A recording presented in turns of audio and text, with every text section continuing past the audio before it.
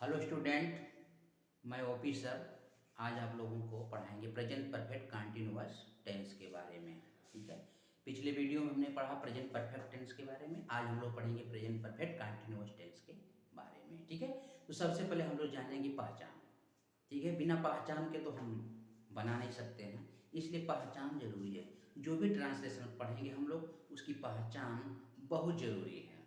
पहचानने के बाद उसका रूल नियम जो भी होगा वो हम लोग पढ़ेंगे। ठीक है, तब तक हम लोग पढ़ने जा रहे हैं प्रेजेंट परफेक्ट कंटिन्यूअस टेंस की पहचान के बारे में। पहले जानेंगे, उससे इंट्रोडक्शन होंगे हम लोग। ठीक है, प्रेजेंट परफेक्ट कंटिन्यूअस टेंस। ठीक है, जिस क्रिया के अंत में ता रहा है, ती रहे हैं, ती रही हूँ, ता रहा हूँ इत्यादि शब्द पाया जाता है।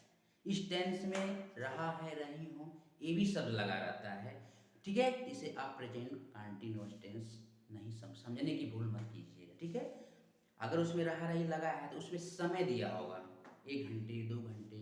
ठीक है, ठीक है, 1 घंटे 2 घंटे 4 घंटे 5 घंटे 2 दिन 5 दिन, संडे मंडे ट्यूसडे जो भी है उसमें कुछ समय दर्शाया गया रहता है, वो प्रेजेंट परफेक्ट कंटिन्यूअस टेंस कहलाता है। ठीक है, तो अंतर यही है प्रेजेंट परफेक्ट टेंस और प्रेजेंट परफेक्ट कंटिन्यूअस टेंस और प्रेजेंट कंटिन्यूअस टेंस में यही अंतर होता है कि उसमें प्रेजेंट कंटिन्यूअस टेंस में समय नहीं दिया रहता है, इसमें जो है समय दिया रहता है। ठीक है, तो हमने यहाँ पर आपको दर्शाया है, आपको समझाने की कोशिश किया है। देखिए, इस टेंस के कुछ अधिकांश वाक्यों में समय भी दिया हुआ रहता है, निश्चित था अनिश्चित। इसमें दो समय रहता है ना, निश्चित और अनिश्चित।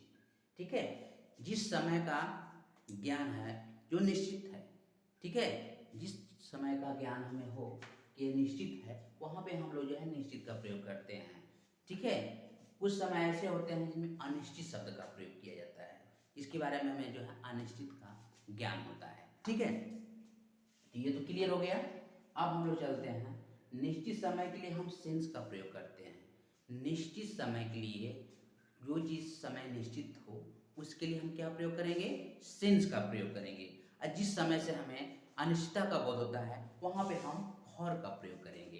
ठीक है, जैसे मान लीजिए सिंस का हमको प्रयोग करना है, सिंस 1990, सिंस 2020, सिंस 2021, जो भी शब्द लिखा रहता है सन में etc, और मंडे टू संडे यानी सोमवार से संडे जो भी दिन दिया रहेगा वो सिंस का प्रयोग किया जाता है। ठीक है, ओ क्लॉक ने बजे, 2 बजे 3 बजे 4 बजे, इसमें भी हम लोग जो है सिंस का प्रयोग करते हैं। और बहुत सी चीज़ें हैं, आगे आपको बताया जाएगा। अनिश्चित समय के लिए फॉर का प्रयोग करते हैं, जिसमें जो है अनिश्चित रहता है, कोई समय सीमा निश्चित नहीं रहती है। ठीक है, तो उसमें हम फॉर का प्रयोग करते हैं।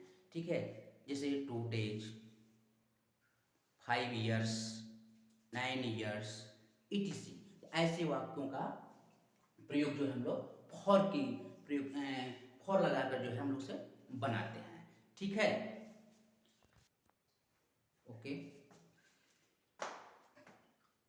तो फॉर का for 2 days, for 5 years etc, ऐसा शब्द आता है अनिश्चित समय के लिए। जब भी अनिश्चित समय आएगा वहाँ पे हम फॉर का प्रयोग करेंगे, निश्चित समय आएगा तो वहाँ पे हम सिंस का प्रयोग करेंगे। ओके, चलिए, रूल ऑफ मेक, इसे हम कैसे बनाएंगे। ठीक है, रूल ऑफ मेक, इसे हम कैसे बनाएंगे, इसमें क्या लगाएगा, इसमें हेल्पिंग वर्ब क्या लगेगा। ठीक है, तो आइए देखा जाए। ही सी इट तथा एक वचन कर्ता के साथ, ही सी इट तथा एक वचन कर्ता के साथ हम लोग हैज बीन का प्रयोग करते हैं। ये हैज बीन क्या है, ये हेल्पिंग वर्ब है। ठीक है, मॉडल वर्ब है, तो इसमें हम लोग जो है हैज बीन का प्रयोग करते हैं। आई यू वी दे तथा बहुवचन कर्ता के साथ हम हैव बीन का प्रयोग करते हैं। और क्रिया का भी फॉर्म लिखा जाता है, क्रिया का चौथा रूप लिखा जाता है। इसमें हम जब भी प्रयोग करेंगे क्रिया का चौथा रूप, चौथा रूप मतलब जो भर में ing लगता है उसे हम चौथा रूप कहते हैं। ठीक है, आगे स्ट्रक्चर कैसे उसको हम बैठाएंगे, कैसे से हम बनाएंगे, वो स्ट्रक्चर हमारा है subject plus has been, subject के अनुसार हमारा सिंगुलर है तो हैज बीन, प्लूरल है तो हैव बीन का प्रयोग करेंगे। वर्ब का चौथा रूप प्लस अदर वर्ड। ठीक है, या ओ आर, जहाँ पर सिंस और फॉर का प्रयोग किया जाता है वो यहाँ उसके लिए स्ट्रक्चर है। ठीक है, subject plus has been plus V plus subject plus for या सिंस। ठीक है। जहाँ पर जो है फॉर सीन्स का प्रयोग करना है वो इस आधार पर हम लोग बैठाएंगे और इसे बनाएंगे, ठीक है। फॉर एग्जाम्पल, वह पत्र लिखता रहा है। सेंटेंस है एग्जाम्पल में, वह पत्र लिखता रहा है, ठीक है। He has been writing a letter. He has been writing a letter. पहले हम सब्जेक्ट लिखेंगे, सब्जेक्ट मेरा क्या है, ही। उसके बाद हमने स्ट्रक्चर में क्या लिखा था, हेल्पिंग वर्ब। इसके बाद हम हेल्पिंग वर्ब लगाएंगे। हेल्पिंग वर्ब मेरा क्या है, हैज बीन और हैव बीन। तो सब्जेक्ट के अनुसार ही सी सिंगुलर नेम्स के साथ हम हैज बीन का प्रयोग करेंगे। तो हमने वही किया है, ही हैज बीन। उसके बाद हमने पढ़ा V4, तो हमने V4 का प्रयोग किया। V4 का मतलब होता है भर में ing लगाना, ठीक है। तो has been writing a letter. दूसरा हमारा एग्जाम्पल आता है, वे लोग क्रिकेट खेलते रहे हैं, ठीक है। They have been playing cricket, यहाँ दे प्लूरल है इसलिए हमने यहाँ पे हैव बीन का प्रयोग किया, ठीक है। तो they have been playing cricket. अब हम आते हैं फॉर और सिंस पर। कहाँ पर सिंस और फॉर का प्रयोग किया जाता है, राम 2010 से ही इस विद्यालय में पढ़ता आ रहा है। कभी कभी ऐसा भी लिखा रहता है कि राम 2010 से इस विद्यालय में पढ़ रहा है। अब पढ़ता आ रहा है तो अब इसको आ रहा का कमिंग मत लिख दीजिएगा, ये सेंटेंस पढ़ता आ रहा है, पढ़ रहा है, ठीक है। कितने बच्चे भूल कर देते हैं, पढ़ता आ रहा है तो रीडिंग कमिंग भी कर सकते हैं। तो ये यहाँ पर जो है मिस्टेक्स हो जाएगा, इसलिए शब्द को पकड़िए, ठीक है।